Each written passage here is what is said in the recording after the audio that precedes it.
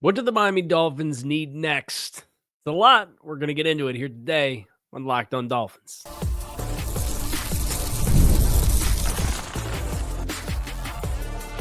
You are Locked On Dolphins, your daily Miami Dolphins podcast, part of the Locked On Podcast Network, your team every day.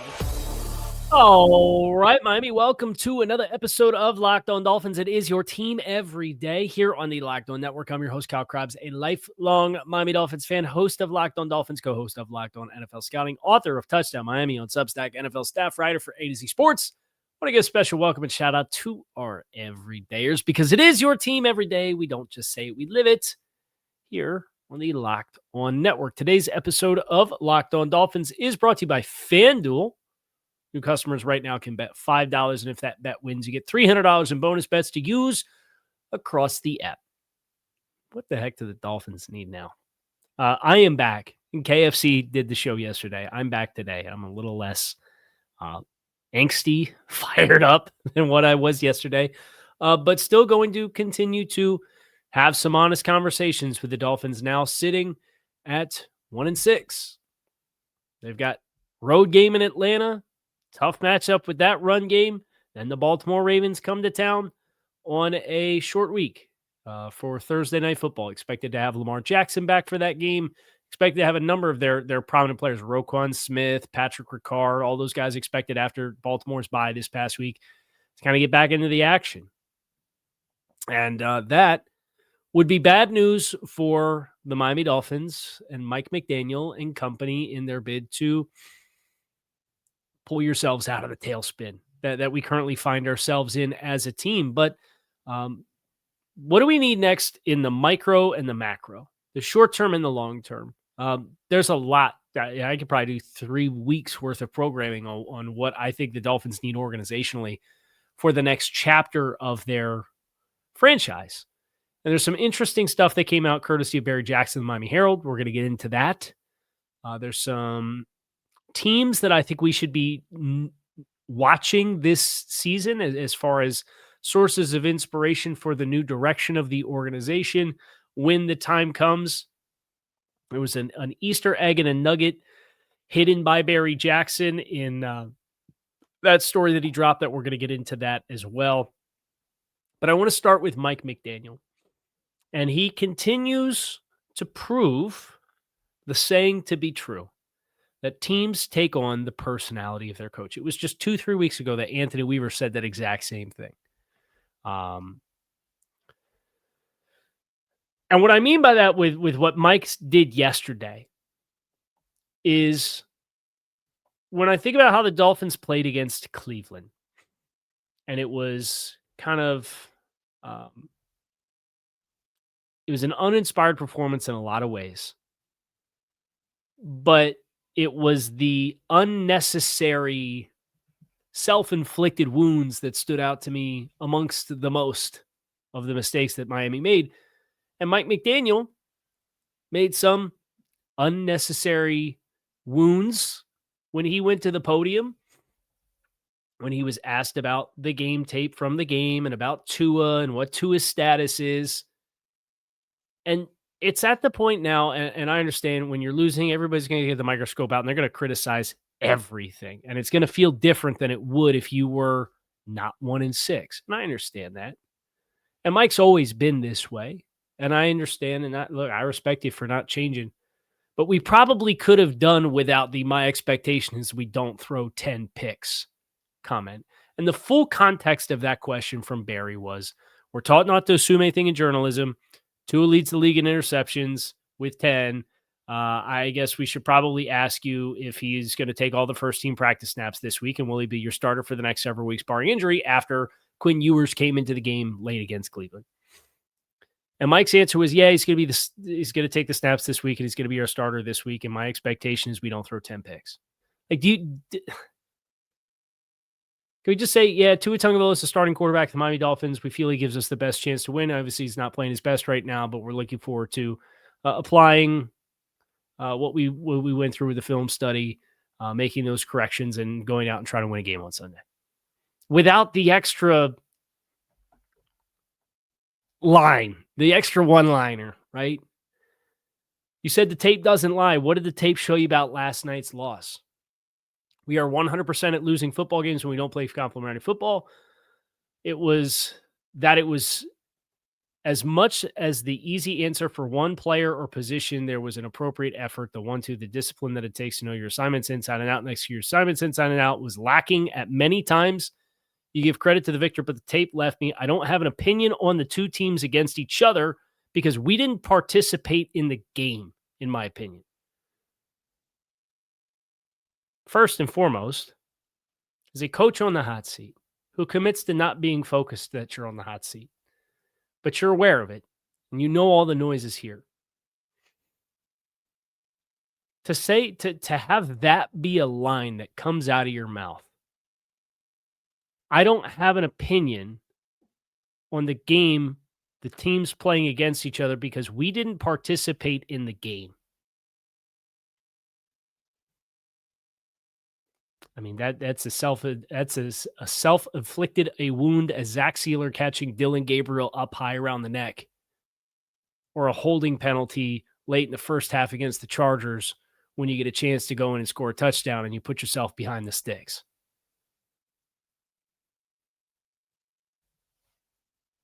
It's not hard to say, we did not apply the proper fundamentals and technique, and everyone needs to be better. And there's some calls I wish I would have had back as we were in the early chapters of that game, and we made a few too many mistakes early in that game. And you don't win a lot of football games when you do that, and then you try to undo some of your mistakes, and it compounds and you make more mistakes. And that's how you finish with 11 penalties, you're -4. Like, you want to throw all the stats out there, that's fine. But as everyone in the world is assessing the job that's being done as the head coach of the team, for you to say the team didn't participate in the game, that's a bigger self-own than Tua Tagovailoa saying that the players aren't coming to the players-only meetings, in my opinion. Because whose job is it to prepare and get the team to participate in the game? It's you. You're the head coach. So those comments yesterday afternoon really stuck with me, not for the individual sound bites, but for the embodiment of what you saw on Sunday against Cleveland. Mike kind of comes out and just haphazardly does the same thing and makes unforced errors in talking to the press. You have to understand how the media, if you didn't mean for it to be a dig on Tua to say, my expectation is we don't throw 10 picks.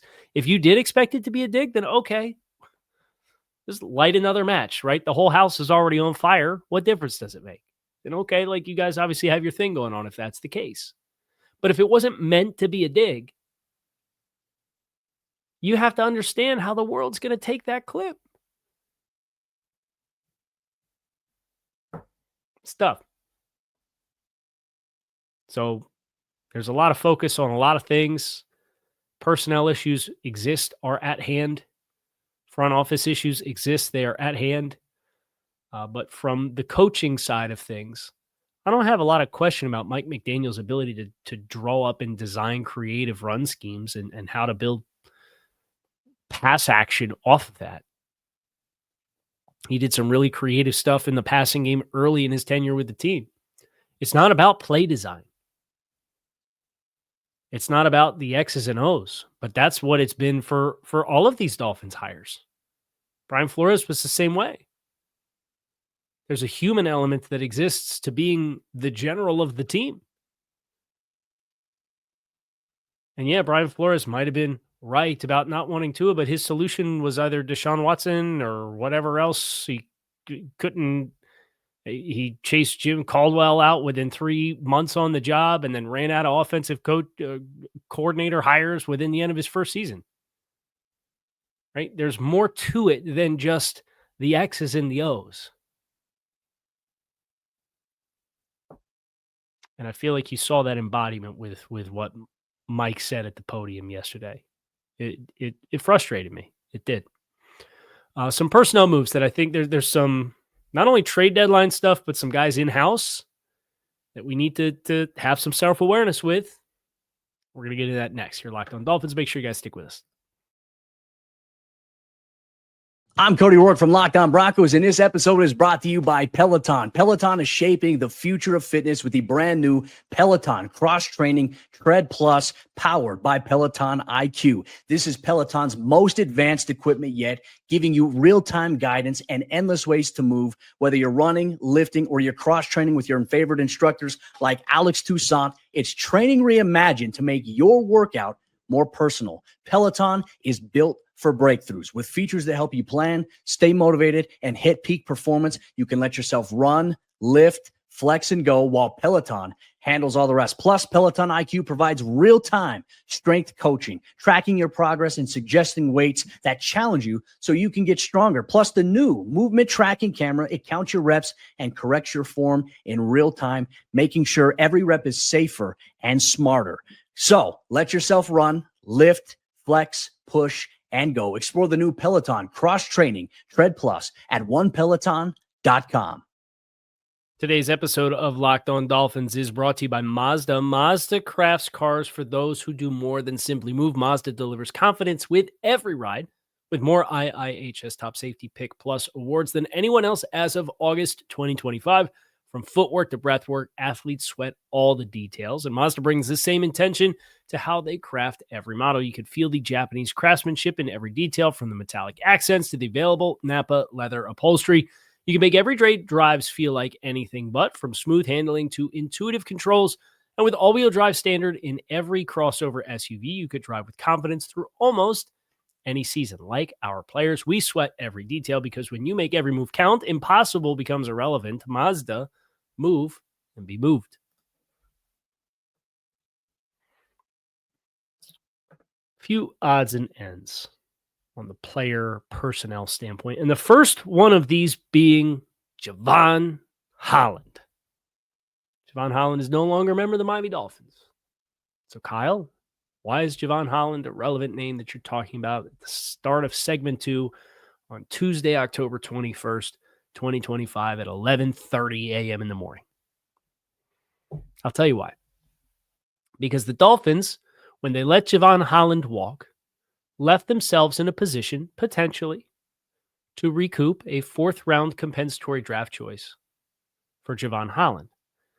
But they require a certain net gains and losses in free agency amongst players who qualify as qualifying free agents for the compensatory formula to get that pick.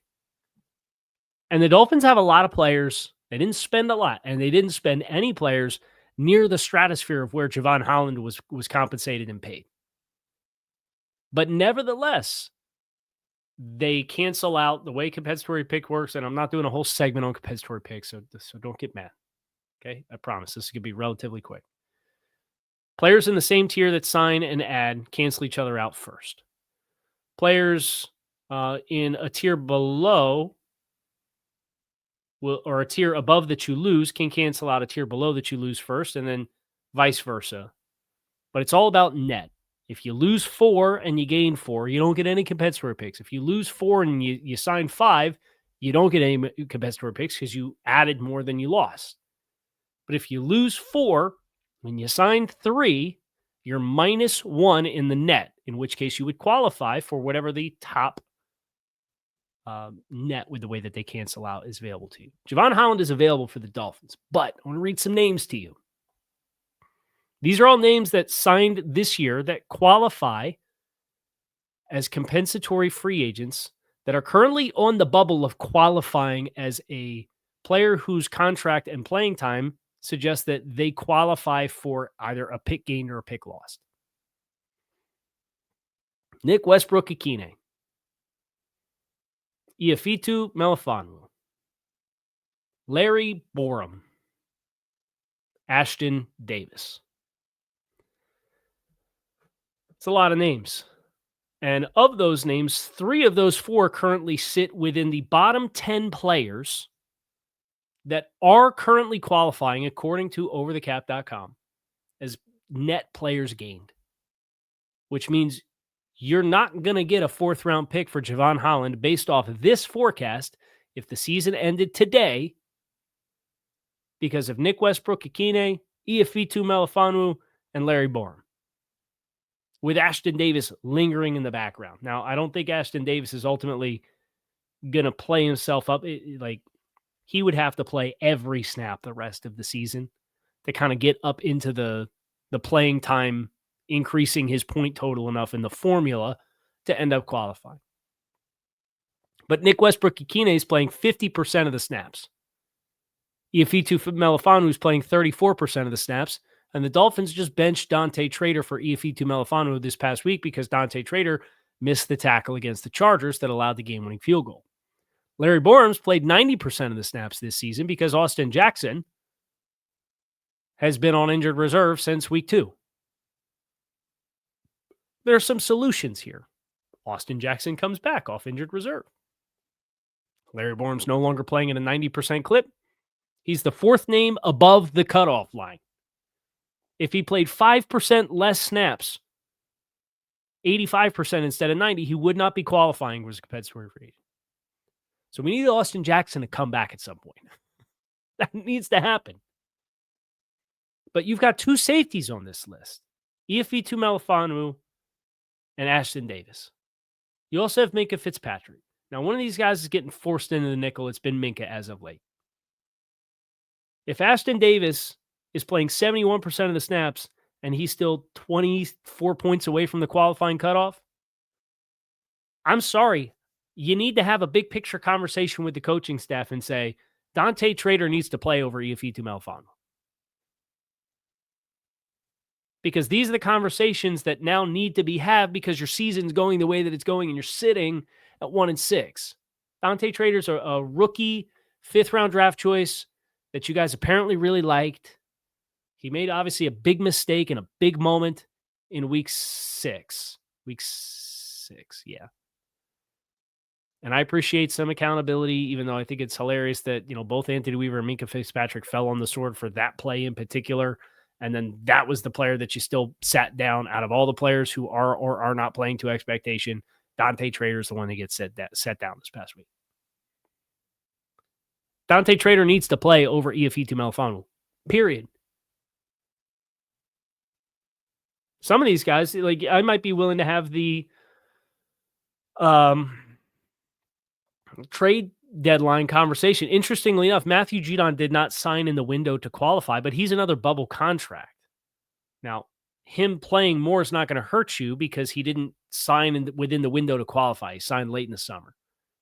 But if you trade Matthew Judon to somebody else and he plays more than 24% of the snaps, what can inevitably end up happening is his contract value will still raise up, and it could knock some of these players that do qualify down another spot in the formula below the cutoff line.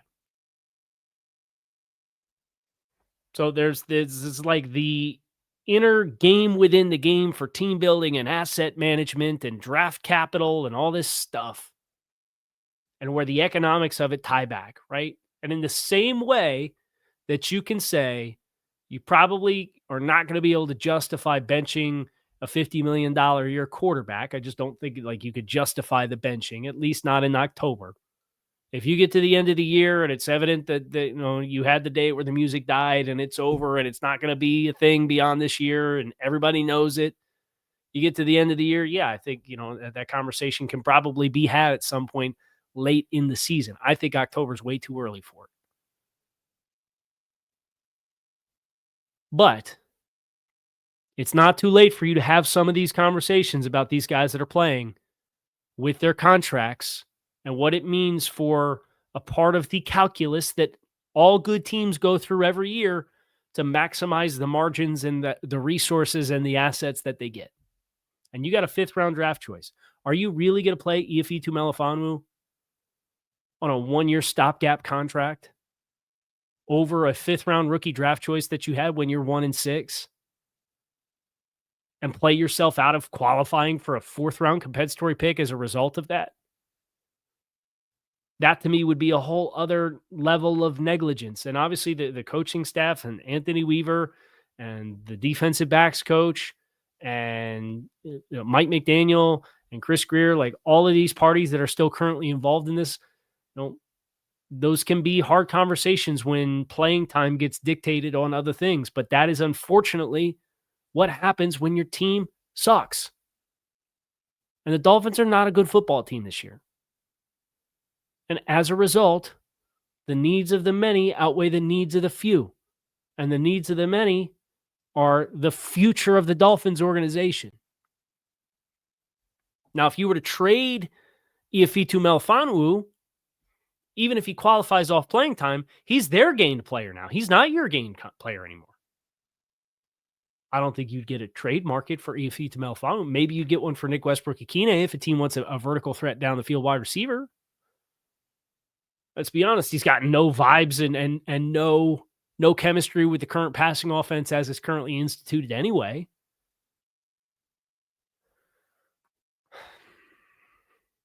So it's something to keep in mind. This is all courtesy of Nick Corte of Over the Cap. I have the projection up here now. Westbrook-Ikhine, Iafetu Melifonwu, Larry Borum, Ashton Davis, all bubble players based off playing time to potentially qualify. If too many of them do qualify, you lose a 4th-round draft choice. That to me cannot happen. Cannot happen. Voluntarily off playing time for 1-year stopgap contracts that were signed for less than $3 million. Can't happen. All right. Some teams to watch across the league and a breadcrumb from Barry Jackson. We're getting into that next here on Locked On Dolphins. Make sure you guys stick with us. NFL season is here. FanDuel has an offer that you are not going to want to miss. Right now, new customers can bet just $5, and if you get $300 in bonus bets, if that first $5 bet wins, that's right, pick a bet, put down $5. If it hits, you'll unlock $300 in bonus bets to use across the app, however you choose. And that's what I love the most about FanDuel, whether it's parlays, team totals, player props, live lines in game. Makes for watching football that much more fun when you got a little something riding on the action for yourself. So whether you're a casual fan or love diving into the stats, FanDuel makes the game day experience so much better. What are you waiting for? Visit FanDuel.com to download the FanDuel app today and get started. All right. Let's start with Barry. Barry Jackson just released this morning on the Miami Herald, and it's a Herald piece. I'm not going to sit here and read the whole thing. I want to have respect for Barry and the content, and the content obviously is a paywall content. But he produced a piece that kind of goes through where Stephen Ross is at with his ownership of the team and the expectation that his daughter, Jennifer, and his son-in-law are currently poised and set to serve as the heirs to the organization. The daughter, Jennifer, is well established. But the other name that's included here is a Mr. Stillman. And this is Stephen Ross's son-in-law. Why having such a hard time scrolling through the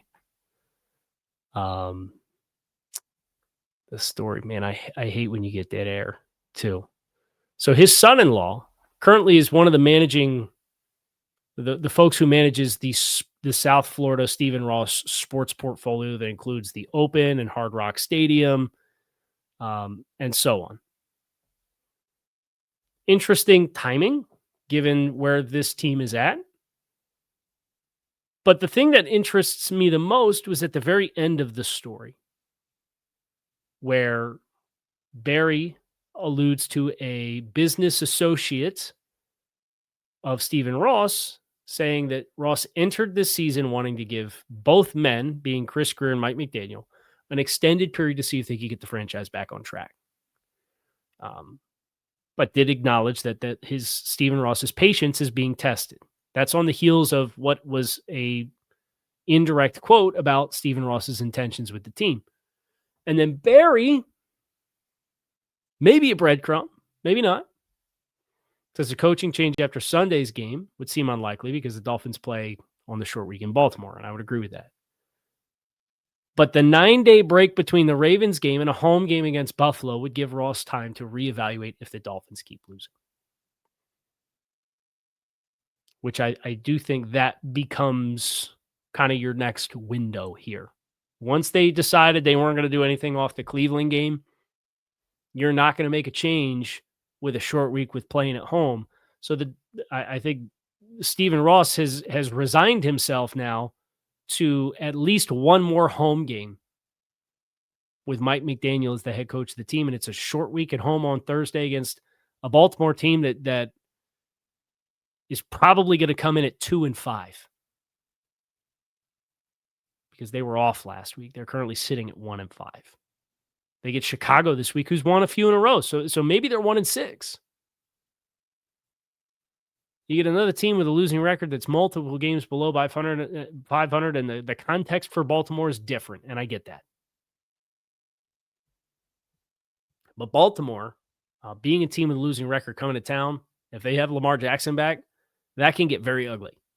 And if those get very ugly, now you have extra time. And if you don't make it between the Baltimore game and the Buffalo game, then your next obvious window is after the bye, which is 2 games later. So I think you're kind of going in 2-game chunks right now, starting now. And it seems like Barry kind of thought it was interesting in the spacing of the story where that was tucked very quickly after a business associate said X about the current state of affairs.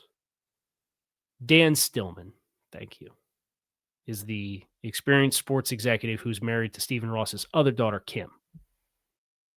So Dan Stillman and Jennifer, Stephen Ross's daughter, currently, per this Barry Jackson story, kind of tabbed as the heirs to this franchise. And I do think it's prominent where Jeremy Fowler from ESPN mentioned not that long ago that Stephen Ross has his sons involved in this conversation and this potential crossroads with the team. So maybe some of that has to do with why there's maybe a little bit more of a methodical approach, because there's more going on from the big picture from an ownership standpoint because of where Stephen Ross is at with the succession plan of his team and where he's at with his mortality at his age, and he's in his, mid-late 80s? So some interesting layers at play for sure. Now, I have 26 names. 26 names that are executives or potential executive candidates. I don't personally favor all of these names, but I've begun this process of working on both general manager and head coach candidates. And there's some teams that I think are worth looking at and being cognizant of and understanding where they're at from a team building perspective, what they've done from a team building perspective. So I'm going to read through some of the names. And again, this is my short list of who I want to be. I'm doing everybody, right? It's the search firm theory. I could explore everybody to know who I like and who I don't like, and then go from there and pick.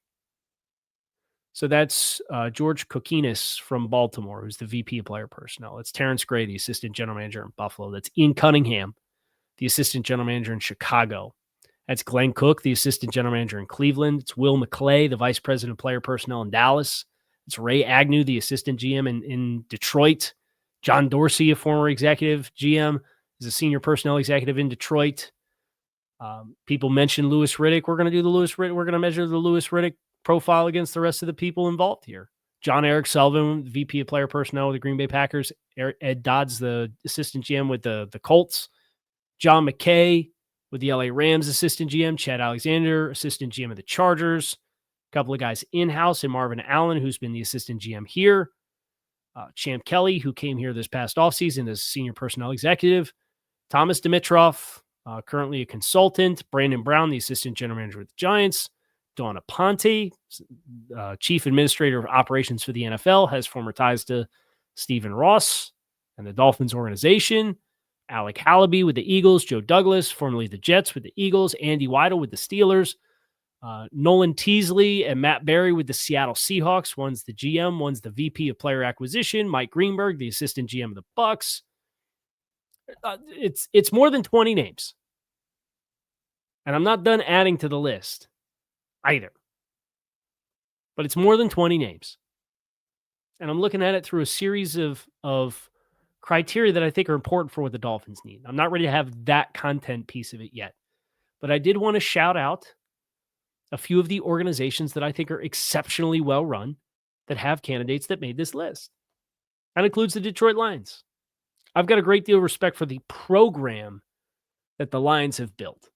And then they lost both coordinators, and they're still humming, right? Because it's about the entire house they've built is sturdy and strong and off a foundation in which it was built off of patience and building through the draft, and they were committed to doing it the right way. And now they're extending their players and they're getting their internal player evaluations right.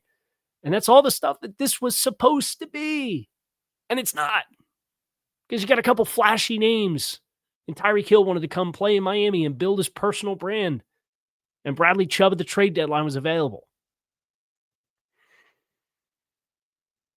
Detroit is absolutely an organization that I'm interested in tying into with the right people, with the right connections.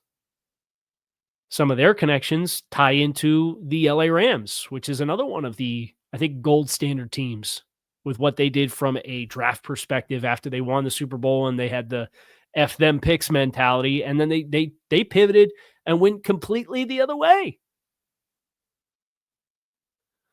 I love how they draft and develop talent. I love how they take volume of not even premier draft picks. They know what they're looking for in players for the schemes that they want to run. And they develop those players. And they'll pay. I mean, but they're not a big payroll team. Not right now, they're not anyway. They've got a few big names, but they used to pay everybody. They were a big cash spend. They're not a big cash spend right now. But they know what they're looking for in players. They target those players. They're able to find those players not just in marquee investment opportunities, and they develop them. That's the gold standard, right? I think Tampa Bay kind of fit with what they have with Jason Light. I think that's the same thing.